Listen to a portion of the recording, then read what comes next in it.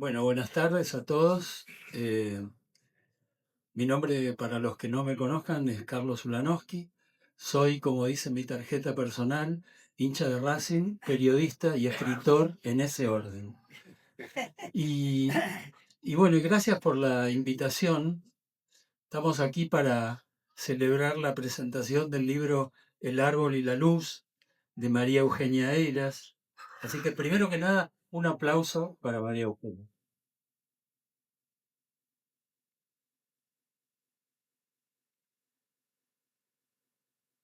Bueno, no soy un crítico literario, de modo que voy a procurar que esto sea una conversación, en especial porque el libro tiene dos avenidas principales, ¿no?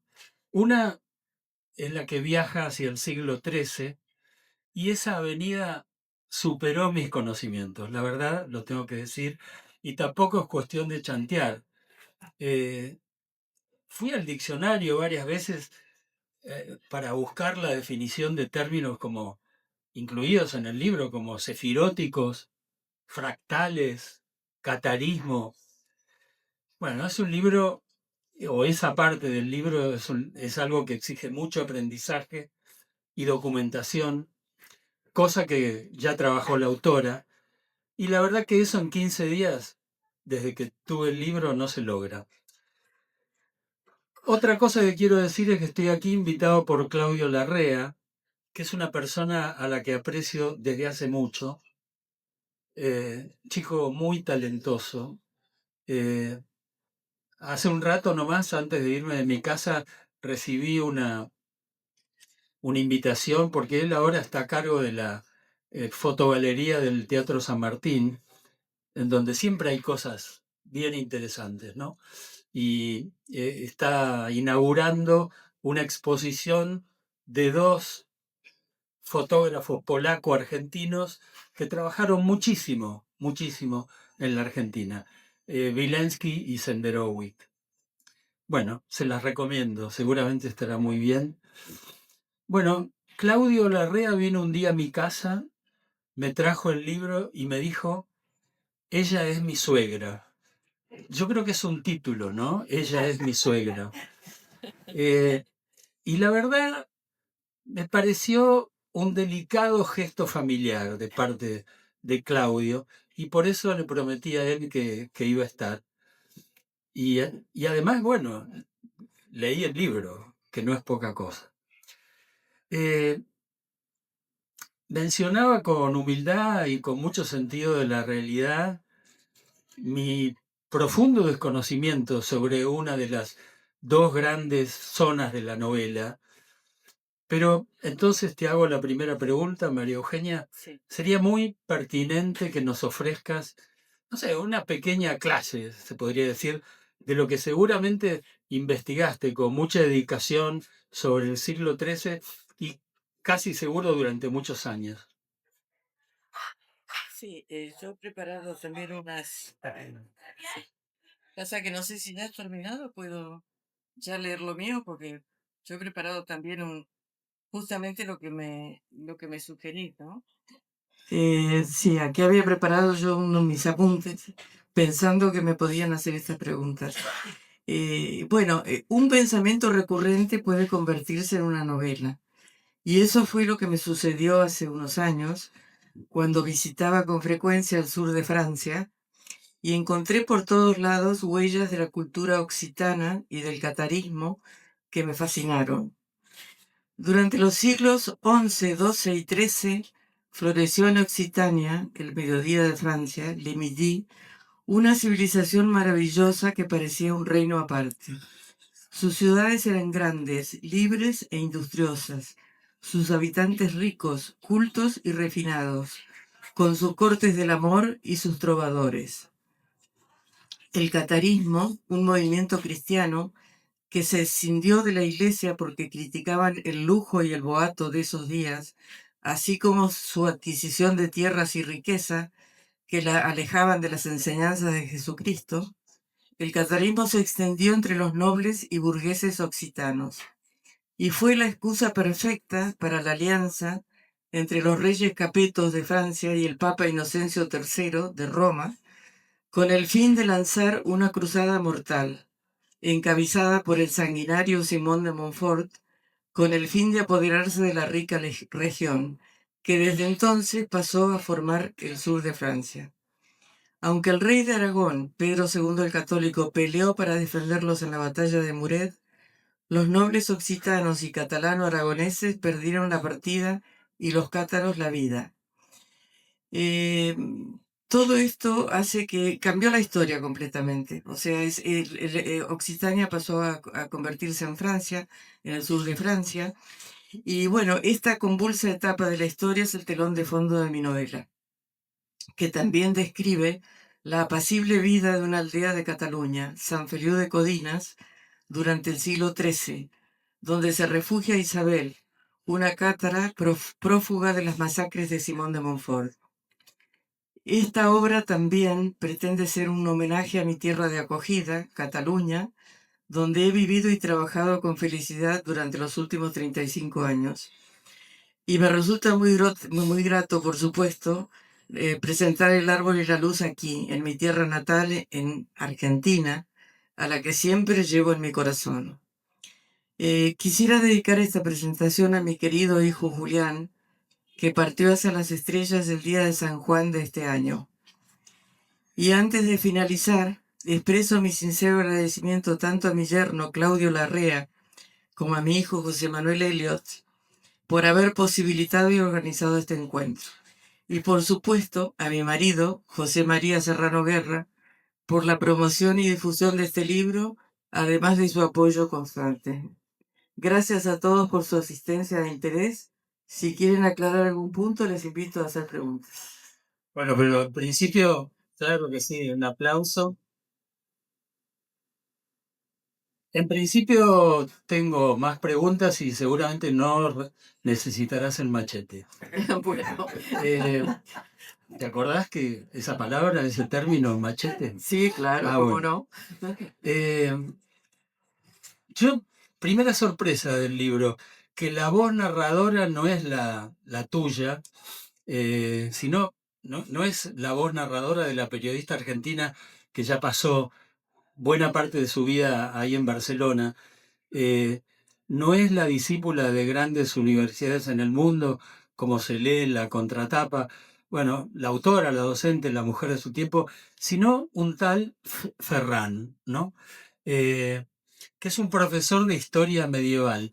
Y lo que te pregunto es si vos sos profesora de historia medieval. No, para nada, no. Ujú. Lo que pasa es que soy una estudiosa de diferentes temas y cuando este tema me apasionó, me fascinó Ujú. y estuve años investigando y estudiando para escribir este libro, porque Sí, no se quería nota eso. no quería que tuviera el menor fallo. Pero bueno, y además el pueblo en el que paso mis vacaciones es San Feliu de Codinas, que tiene 1000 años de historia. Por eso ubico que la cátara que huye de las masacres de Francia se refugia en ese pueblo y un tiempo. Y había todo eso, o sea, la masía, donde el masía son casas de trabajo del campo en Cataluña. Todo eso existía, o sea, todo eso me fui Ujú. documentando. Y, pero voy a la pregunta entonces más Sí. concreta. ¿Por qué elegiste que la voz narradora fuera un hombre y no vos? Bueno, porque, no sé, también me gusta ponerme en la piel de un hombre, ¿no? Ver las cosas, tratar de, como era una mujer la que vivía en el siglo XIII y la que se refugiaba en la aldea, me pareció interesante también la vida desde un punto de vista masculino. Yo intento siempre ponerme en la piel de otro para poder escribir a mi vez, ¿no? Mm. Bueno, este hombre, el protagonista de la novela de María Eugenia, se llama Ferran Aliaga, es un docente en una universidad de Barcelona en años actuales. Y también te quiero preguntar esto, porque bueno, también leía a ese personaje como hombre, ¿no? Sí. Y me pareció un hombre neurótico y débil. Bueno, sí. Sí. Supongo que lo que quise retratar sin habérmelo propuesto, ¿no? Es así como Ferran es un hombre atormentado, confundido, inseguro, no decide un poco, la vida va decidiendo por él, ¿no? Y él se va adaptando, no tiene el ánimo para tomar sus decisiones. Su contrapartida, que es la mujer que habita en el siglo XIII, Claro. que es una sacerdotisa, Isabel la Perfect, ¿no? Se Isabel llama. la Parfait. Isabel es una herborista que hubiera querido ser médica. Ella se dedicaba a curar con las hierbas Mm. y es una mujer de un tremendo carácter que sabe lo que quiere, muy fiel a su fe cátara, tratando de ser leal hasta el final. Y bueno, un poco el contrapunto entre una persona que sabe lo que quiere en su vida y otro que no lo sabe. Bueno, este Ferran Aliaga es un investigador de ese personaje Claro. y, y de la vida en el siglo XIII. Bueno, eso, en busca de Isabel, este hombre se va convirtiendo en una persona insegura, vulnerable, incorrecta incluso, ¿no? Sí, Porque una vez se olvida de retirar al hijo del colegio, lo que le genera un gran conflicto con su ex mujer, incluso sí, sí, un conflicto hasta judicial, sí, ¿no? sí. Posteriormente. Eh, ya en la página 26, Ferran ha besado a una alumna. Situación muy condenada en Cataluña y acá, aunque el INADI ya no exista, ¿no? Y como si fuera poco, en la página 48 ya había tenido relaciones sexuales con dos mujeres, mucho más jóvenes que él. Entonces, te pido como autora, Sí. como la creadora de ese muñeco, que nos hables de Ferran. ¿Qué edad tiene? Bueno, yo me lo imagino en los 30. ¿Tomaste café con él? No, no. Me lo imagino de unos 37, 38 años.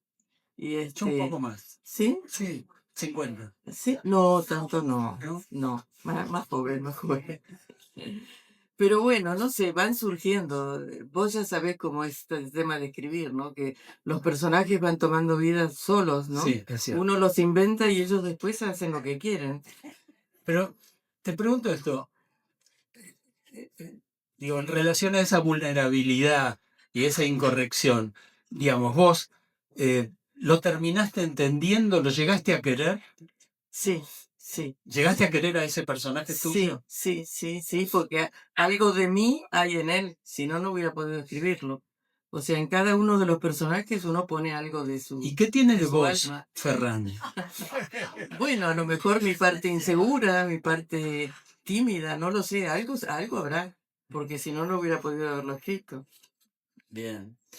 Bueno, y digo, y esta Isabel la Perfect, Sí, ¿no? Que es como una luchadora de su tiempo, ¿no? sí. Y Ferran, ¿qué dirías vos que tienen en común? Pues no lo sé, su amor por lo imposible a lo mejor, porque ella, Está bien. ella era una idealista a ultranza, deja todo en pos de su ideal religioso, es una fanática, Sí. y paga el precio de su fanatismo. O sea, lo que también quiero poner en relieve es que todo en la vida tiene que tener una medida y no se te puede ir la vida de las manos porque acabas haciendo lo que quieren los demás, ¿no? Hay que saber llevar las riendas de la vida y en este caso estos personajes a lo mejor no lo han sabido hacer. Bien. Digo, creo que tenés razón. Yo también advertí eso, que Isabel tiene algo del infortunio que en algún momento condena a Ferran por sus errores, ¿no? Sí, sí, sí. Y esa mujer, ya hace 8 siglos, ¿no? De su existencia, ¿a cuál de las dos novias de Ferran se parece más? ¿Se parece más a Jung Yo creo que a Jung. o a Rocío? No, yo creo que Jung es una Isabel joven, muy joven, que no ha encontrado todavía su causa, pero que puede llegar a convertirse en una Isabel. Pero bueno, esas son incógnitas que va planteando la novela para que justamente el lector la termine de recomponer, ¿no? Y pensaba en Ferran, como es lógico, porque esa parte de la novela me atrapó. y la seguí con mucha atención. Y Ferran transita como dos caminos, ¿no? Uno, el camino del intelectual, con una ilustración grande, interesado en un tema hasta la devoción, ¿no? Se puede decir. Y por el otro parece un pobre tipo, ¿no? Siempre a expensas de las peores decisiones, como las varias decisiones que toma al final y que no me parece conveniente revelar. No, claro. No. Sí, Ferran es un hombre débil. Y un hombre débil, por eso las mujeres lo Pero manejan un poco. esa es tu idea de los hombres. No, no, no. No, pregunto. Si hubieras leído todos mis libros, verías que no es así. Por ejemplo, en El viento en el jardín hay un personaje que es Atalí Rosarena, que es un hombre muy fuerte, un hombre de derechas, un hombre, un cacique regional, y bueno, pinto otro tipo de hombre que también existe, ¿no? No, esta es una posibilidad de las muchas que hay. ¿Y este Ferran es de izquierda o de derecha? Ay, eso no sé. Bueno, Yo juguemos. sí, yo pienso que tiene una inclinación por el progresismo, por el ambiente en que se mueve, el ambiente universitario, sus alumnos, tiene sus simpatías por la izquierda, por el progresismo. Esa es la sensación que tengo. Pero bueno, después él, como es una persona débil, como una hoja en el viento, se va moviendo según lo mueven, ¿no? ¿El libro está editado en España? El libro está editado en España, sí. ¿Ya lo presentaste allá? En Sevilla, sí. Bueno, la presentación justamente hablaba de un tema personal, que es este libro salió el 23 de junio y el día siguiente, el día 24, falleció uno de mis hijos. Entonces, Oh, qué pena. eso quedó todo en stand-by y por eso me estoy ocupando ahora. Y la presentación está por hacerse en Cataluña. Pero bueno, he tenido entrevistas en radio, ahora tengo unas en televisión cuando vuelva y seguramente se hará una presentación en el pueblo al que aludo, San Feliu de Codines, donde se refugió la cátara. Es el pueblo que tiene ¿Es interés. lejos de Barcelona? 40 kilómetros. 40. ¿Y qué hay ahí? ¿Cómo es el pueblo? Es un pueblo que antes eran masías, o sea, casas de trabajo como estancias, fincas agriculturales, ¿no? Que criaban ganado, que sembraban. Y después, bueno, nacieron los pueblos. Y en la época de la cátara era una aldea con muy poca gente. Yo estaba averiguando toda la historia de San Feliu, me prestaron libros, estaba investigando, y ahí estaba la sagrera, o sea, la iglesia, todo el terreno sagrado de alrededor, que ahí vivían algunas familias, y después había masías, que allá se le llama masías a las fincas de trabajo rural.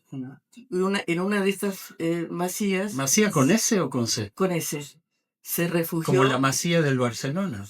Claro, claro, la masía viene de ahí. Son casas rurales, como las estancias nuestras, pero más chicas, más finca, entre granja y estancia, ¿no? Y bueno, eran zonas rurales, que ahora, por supuesto, ahora está a 40 kilómetros de Barcelona, es zona residencial, de gente que va de vacaciones, está a 1500 metros de altura, entonces, no, 500, perdón. Vivís en Barcelona hace 35 años, ya lo Sí. dijiste. Entonces te pregunto si sos de allá o sos de acá. Bueno, como la canción, ¿no? Ni soy de aquí ni soy de allá. Una cosa notable es que no sé cómo hablas cuando salís a hacer compras allá, pero no tenés el menor tono catalán. ¿Yo? ¿Al Sí. hablar ahora? Sí, hablo catalán, pero bueno, yo he intentado no perder mi acento argentino, Eso. porque no lo quiero perder. Es parte de mí y yo quiero seguir hablando como una argentina. Aunque me dicen que tengo un deje argentino, tampoco lo perciben mucho ya. Pero bueno, ¿de dónde soy? Mi corazón sigue estando parte de mi corazón aquí, en mi tierra, donde están enterrados mis padres y donde he vivido gran parte de mi vida. Pero otra gran parte de mi corazón está en este momento allá, donde también están mis hijos, mis nietos. Tengo 2 nietos catalanes. ¿Cuántos Entonces, hijos? tengo 4. Uno falleció, pero quedan 3. Sí, 2 nietos. ¿Alguno escribe? El que falleció, Julián, era escritor, periodista y escritor, y justamente traigo libros de él para regalar a familiares que quiero que los tengan de recuerdo, ¿no? Qué bueno, bien. Eh, yo no leí tus otras novelas editadas acá. Eh, te pido que las menciones. Sí, mira, están aquí atrás.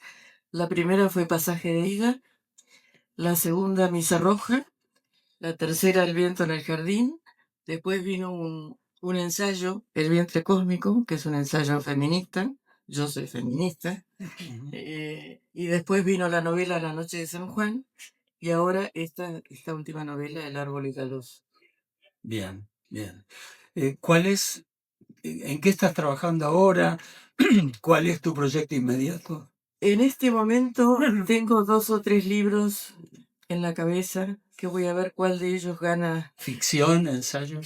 Sí, no, uno se llamaría Hijas de la Libertad y quisiera hacer distintos retratos de mujeres que lucharon por la libertad y perdieron la vida, como Mariana Pineda, como Sophie Scholl, como muchas otras mujeres que se rebelaron contra las imposiciones y lucharon hasta morir por su libertad, ¿no? Y quiero hacer una serie de retratos de mujeres, ese es un proyecto. Después otros darían una aldea de Galicia y no se hable más por una historia familiar de aquellos tiempos con muchas prohibiciones. Esa es otra. O sea, y tengo otra más, o sea, son 2 o 3 también, otro ensayo, La mitad del cielo, por la frase aquella de Mao, ¿no? Que las mujeres constituyen la mitad del cielo. Un poco en reivindicación de la mujer. Sería un poco la segunda parte del vientre cósmico, mi primer ensayo. Bien. Pero bueno, están ahí, a ver cuál de ellos gana la partida. Cuando nos saludamos al llegar, vos dijiste una cosa que es cierta, que hacía por lo menos 50 años que no nos veíamos. Sí. ¿Por qué nos veíamos hace 50 años? Bueno, yo pasé por Editores Asociados, dirigí una revista llamada Emanuel, estuve colaborando con El año año 76. ya era dictadura. Sí. Empecé en el 76 al 77, más o menos. Sí, sí, ya estaban los militares.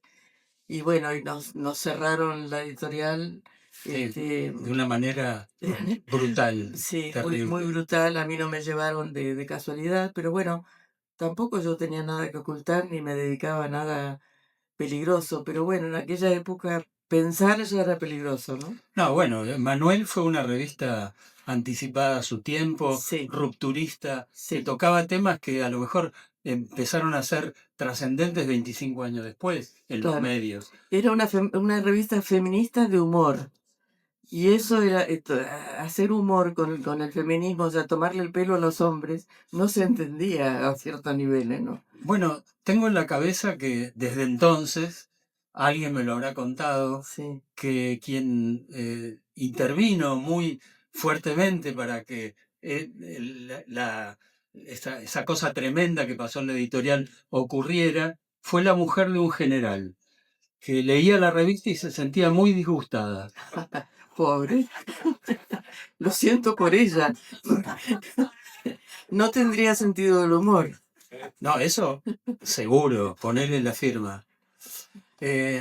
Bueno, ¿qué esperás de este libro? Bueno, yo lo que espero es más que nada que entretenga, que Es muy atrape, entretenido. sí, Es muy que entretenido. atrape, que no aburra, que divierta, que ilustre, que la gente pueda aprender cosas nuevas, interesarse por temas nuevos y sobre todo que vea que en el pasado, hace 800 años, hubo una civilización como la de Occitania, que era muy libre y muy feliz en aquellos años. Las cortes del amor, los trovadores, eran gente muy, muy avanzada. Y todo eso, por supuesto, como ahora Trump, ¿no? Quieren barrer con todas las libertades y los avances y quieren volvernos para atrás. Ujú. Y eso fue lo que pasó. Seguramente mucha de la gente que está acá va a leer el libro. Yo particularmente quiero decir que de ninguna manera tomaría la decisión que tomó Ferran Aliaga, ¿no? De No, por ninguna supuesto. manera. Es la decisión de un perdedor, del que se rinde, ¿no? Pero bueno, Sí, pero digo, se deja vencer, ¿no? claro, por supuesto, sí. Bueno, y no sé, me gustaría ahora, Claudio, no sé si te parece bien, abrir el juego a los asistentes que pregunten. Sí, sí, Por ejemplo, empezá vos, Claudio. está recibiendo. Bien. Claudio, quiero que empieces vos. Por ejemplo, ¿qué es lo que nunca le preguntaste a María Eugenia Eiras y te morís de ganas de preguntar? Espero que no sea la edad. Con la gentileza nunca la perderé. No, preguntarles, en esos años de vivir en Barcelona, después de ser tan amante de la Argentina, porque después yo lo pasé durante 10 años, ella lleva 35, ¿cómo guarda la argentinidad o cómo hace para que ese pequeño cofre que, aunque no parezca, lo tenemos, de ser argentino en un lugar donde quizás tenés que mimetizarte o tratar de ser otro, aunque uno sigue siendo el mismo? Mira, interesante, ¿no? Yo, mi manera sigo conectada con Argentina como si estuviera aquí. Yo todos los días me leo todos los diarios de mi ciudad, de Barcelona, y los diarios de aquí, me los repaso íntegros cada día, cada día. Estoy al Qué tanto ganas de sufrir. estoy al tanto de los libros que salen, de lo que se habla, de lo que se comenta. Sí, sí, mi curiosidad es insaciable. Además, es mi manera de estar aquí, ¿no? Bueno, y ahí está Teresa Pachiti, que es una periodista extraordinaria, maestra de periodistas. Teresa, quiero que hagas también una pregunta.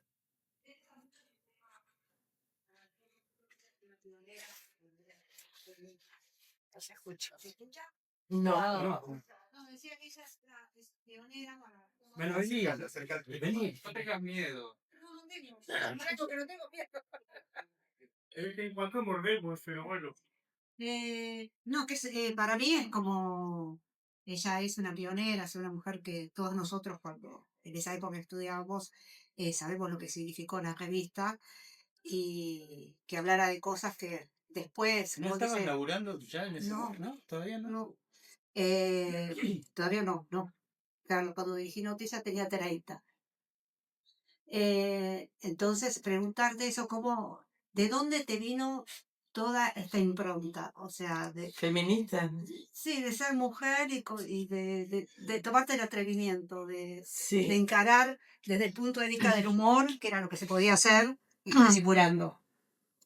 Sí, bueno, yo de feminista tuve, mi primer ejemplo fue mi madre, que, que fue una mujer que quedó viuda muy joven, nos crió a mi hermana y a mí chiquititas con su trabajo incesante, trabajaba en 3 lugares diferentes para sacarnos a flote. Y siempre decía, si nacía un varón, decía, bueno, pobrecito, tuvo un varón. Pero si nació una nena, decía, ¡ay, una nena! Y decía, las mujeres estamos hechas de otra madera. ¿Qué vas a comparar? Decía. El hombre se queda viudo y reparte los hijos en todos lados. La mujer queda viuda y sale a trabajar de lavandera y cría a sus hijos. Y a mí todo eso, mi madre no hablaba de feminismo, pero a mí me enseñó el orgullo de ser mujer y me enseñó a ser luchadora. Lo aprendí de ella. Y lo digo con mucho orgullo, ¿no? Y a partir de ahí, bueno, mis ideas estuvieron, y cuando surgió esta posibilidad de Manuel, la pretendían más pica, más de otra, y yo dije, no, aquí la cosa no es la picardía, ni el sexo, ni nada, esto es sentido del humor, tomarles un poco el pelo a los hombres machistas, ¿no? Descolocarlos mediante el humor. Y bueno, yo pienso que fue un acierto. Totalmente. Bueno, y yo le quiero pedir a la hermana una pregunta. Digo, ¿quién la conoce más? Digo, el compañero, seguramente. Pero digo, hacerle una pregunta a vos. A ver, las raras aves de la familia, porque hemos roto lo que estaba ya designado por tradición, por costumbre. Hablamos de nuestra familia paterna, ¿no? Sí. En la que nos criamos. Sí, Era una familia muy estructurada, totalmente. muy de derecha, muy de campo, muy... Y claro, nos criamos en ese ambiente y las dos nos rebelábamos, ¿no? contra todo eso. Y hemos salido así, Diferentes. rebeldes. Sí, rebeldes. Gracias a Dios. Sí. Y yo creo que a mamá. Sí, Mamá, mamá, que fue nuestro ejemplo. que acá están también la familia de mamá. Su madre murió cuando ella nació. Y el amor de su vida, que fue nuestro padre, murió cuando papá tenía 43 años, y mamá se quedó sola criándonos a las dos, y hemos roto moldes. Pero bueno, me encanta lo que escribe mi hermana. Y bueno, y mamá también hija de nuestro abuelo Ángel Sampieri, que fue un socialista de primera hora, amigo del general Justo. ¿Ustedes son de ahí, de General Madariaga? La familia de mi padre. Ah, La porque familia de mi madre eran de Santiago del Estero. leí ahí en Google que un diario madarieguense, creo que se dice así, Sí. te saludaba, te El felicitaba. mensajero. Sí. Bueno, está El mensajero. dirigido Eso, por primos nuestros. Sí. Bien, bien. Bueno, el compañero vitalicio del Barça, una pregunta. Compañero vitalicio, no su marido. Una cosa es compañero y otra cosa es su marido. ¿Y yo qué le voy a preguntar a esta escritora? Pues no sé, se me ocurre preguntarte, no sé, ¿en qué porcentaje he influido yo en tu vida? Es una pregunta, ¿no? Extraordinaria pregunta. Pues que responda. Bueno, si llevo 35 años en Cataluña es por ti. Así que... Thank you very much. En catalán, muchísimas gracias. La meva estimada señora. ¿Y cómo trabajas en una computadora o trabajas Ahora a en mano? computadora. He trabajado de todas las maneras. Sí. Incluso en una época me gustaba escribir a mano y lo pasaba después a máquina y después a... Pero ahora directamente en el ordenador, que me permite editar más fácilmente, ¿no? Entonces tienes una disciplina bastante fluida. Sí. No me ato a maneras de... Sí, a ¿Y no dispositivos. dices cuando empiezas en un año lo acabo? No, nunca me pongo metas. El libro me va llevando, o sea, me va exigiendo, y incluso me ha pasado de dejarlo ahí un tiempo. Este libro lo empecé hace muchos años y lo dejaba, seguía estudiando, volvía, lo releía, quitaba partes, o sea, es todo un trabajo de ingeniería que uno se manda al final, ¿no? De montar partes, ¿no? De que hay partes que apuntalas, otras que las quitas, y lleva mucho tiempo. ¿Y cuánto tú calculas que te llevó este libro? Este libro de trabajo, 5 años. 5. Y 5 años más de estudio antes. Sí. Bueno, gusto conocerte. Gracias. Quería preguntarte, ¿cuándo surgió el amor por escribir? ¿De niña? Mira, a los 7 años escribí mi primera novela. ¡Wow! Viste que venía de antes, ¿no? Sí. En cuanto ¿Qué era? empecé, Contalo. era una novela policial. Sí, una novela policial. Era una trama, era como norteamericano, porque claro, yo veía muchas películas y empecé a escribir en cuadernos y venía un primo mío, Wico, a estudiar a mi casa, porque en su casa decía que había mucho ruido, y yo todos los días le mostraba, él era universitario, le mostraba mis cuadernos y él se mataba de risa con mis argumentos, ¿no? Y sí, no, la vocación la tuve yo en mis redacciones cuando era chiquita en el colegio, quería ser periodista y escritora, y es lo que he llegado a hacer. O sea, que lo tenía... Y una consulta, ¿tenés guardadas las notas de Manuel? Creo que sí, no estoy muy segura. Sí, porque he tenido tantas mudanzas a partir de ahí Eso que también sí. podría ser el libro. Sí. Bueno. ¿La novela de los 7 años la tenés guardada? Yo creo Claro, que eso. mi madre sí que, pobre mamá, guardaba todo. Yo creo que tengo un álbum que ella me escribía de chiquitita, con los recuerdos. Yo creo que ella guardó durante mucho tiempo esas páginas, pero te mentiría si te dijera porque no sé si la... Y, sí, yo además intento no conectarme demasiado con el pasado porque pesa mucho, ya nos pesa dentro cada día, ¿no? Entonces, creo mucho en esto del aquí y el ahora, de vivir el día, el momento.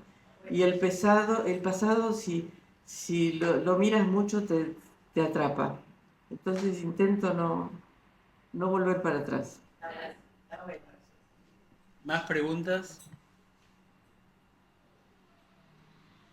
Yo pensaba también en lo que comentaba la autora, que respecto a lo que comentaste vos, Sí, de la debilidad del personaje masculino, sí, de que vos tomaste la voz del personaje, del hombre, sí, pero con mirada feminista, y sí. también esto del pasado, ¿no? Te dedicaste al pasado en esta novela, ¿Al pasado? Y en sí, esta novela, y vos hablas del pasado propio, Sí, de no volver hacia atrás. sí, sí. Interesante, ¿no? Como un Sí. juego, me pareció como un juego interesante tuyo de las miradas que tenés hacia Sí. el pasado, hacia el hombre. Tampoco es algo que uno se proponga, ¿eh? Te van surgiendo. Totalmente, te van surgiendo. Uno inventa los personajes y los personajes van hablando solos y van haciendo cosas que a veces te sorprenden, ¿no? Y van tomando vida propia, es fascinante. Sí, debe serlo. Sí, sí. Sí. Bueno, sí, sí. bueno, como se dice habitualmente, María Eugenia Eiras va a saludar en el atrio y va a firmar libros, pero el primero que va a firmar es el mío. Ah, muy bien. Así que Perfecto. te vas entrenando porque vas a firmar muchos. Muchas gracias. No, una cosa graciosa Sí. es que encontré en mi casa esta semana el libro Mi madre y las cosas de María José Eiras. Y dije, seguro es la hija, seguro. Y entonces lo traje, ¿Se escribe igual? estoy resfriado. ¿Con Y y todo? Sí. Sí, sí. Y entonces lo traje y me aclararon ya de entrada que no se trataba. A lo mejor se trata de una falsa impostora, Puede ser. pero te lo regalo el libro. Ay, muchas gracias. Tratar de saber quién Es periodista, trabaja en Perfil, dice. es. Sí. Escritora, ha escrito relatos, se presentó a concursos. Técnica.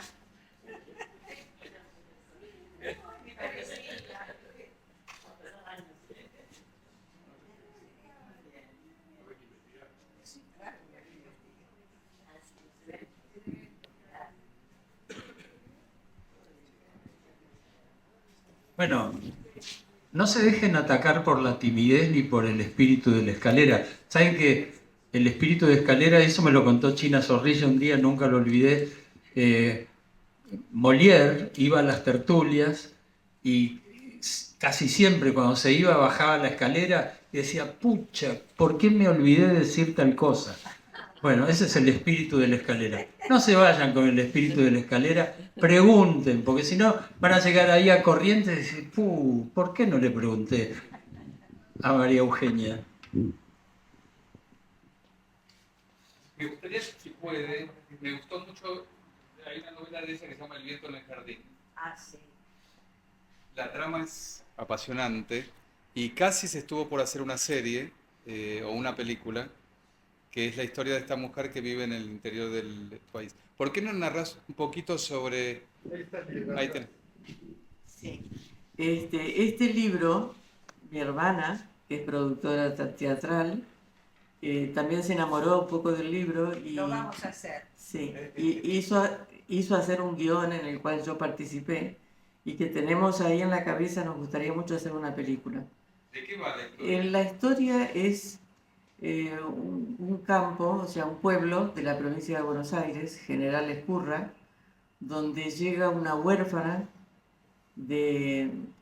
hija de revolucionarios, de gente de izquierda que han muerto luchando por sus ideales y bueno, va a parar a casa de de una familia por parte de la tía y la hermana del padre que la acogen, pero claro, cae en una casa de extrema derecha, terratenientes, que es este personaje que digo tan Atalíbaro Sanena, tan autoritario y tan dominante.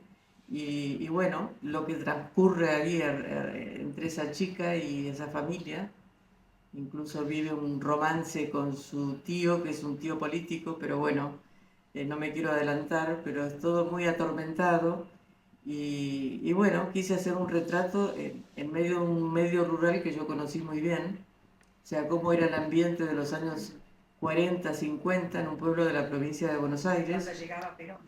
Claro, la novela transcurre en el año 45, cuando el 17 de octubre, y todo ese es el trasfondo de la novela en el que transcurre lo que pasaba en Argentina en esos años, ¿no? Y que un poco la Argentina de hoy es indudablemente el resultado heredera de aquellos años. Así que bueno, esa es mi tercera novela. Los invitamos a tomar una copa de champán y con mucha alegría agradecerles a todos, a Carlos, sobre todo que ha venido y nos ha acompañado en este momento. Gracias, Carlos. Gracias.